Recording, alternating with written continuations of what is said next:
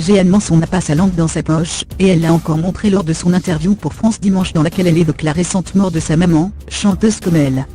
La star de 67 ans a poussé un coup de gueule, à lire aussi Black Lively, son coup de gueule à propos de sa fille née Caroline Receveur, son bébé victime d'une pub mensongère, son coup de gueule. Ariana Grande, son chéri, atteint de troubles mentaux, pousse un coup de gueule. J'ai encore du mal à faire le deuil. Je l'admirais tant, a lâché la chanteuse pour parler de sa regrettée maman tristement, morte à 92 ans à New York. Et l'interprète d'avant de nous dire adieu de donner des détails très forts sur les derniers instants de la vie de sa mère. Elle avait des problèmes cardiaques. On lui avait placé des stents dans ses artères il y a 8 ans, mais au bout d'un moment ça n'avait plus l'effet escompté. Ses pieds n'étaient plus érigés et devenaient tout noirs.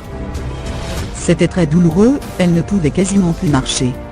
Les derniers moments ont été difficiles.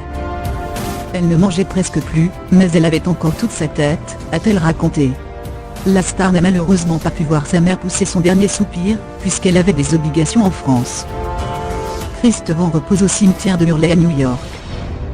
Jeanne Manson, qui a récemment annoncé de bonnes nouvelles, qui lui mettent du baume au cœur, le mariage d'une de ses filles, et la grossesse de sa fille la chanteuse Cherelle, pousse aussi un coup de gueule sur le système de santé américain. Il faut être très riche pour mourir dans des conditions décentes, surtout depuis que Donald Trump est au pouvoir. Voilà pourquoi ma mère est morte chez elle. Obtenir un lit dans un hôpital est devenu hors de prix.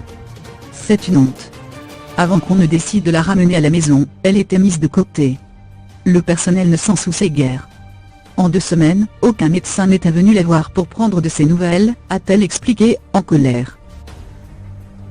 L'interview de Jeanne Manson est à retrouver dans France Dimanche en kiosque depuis le 1er juin 2018.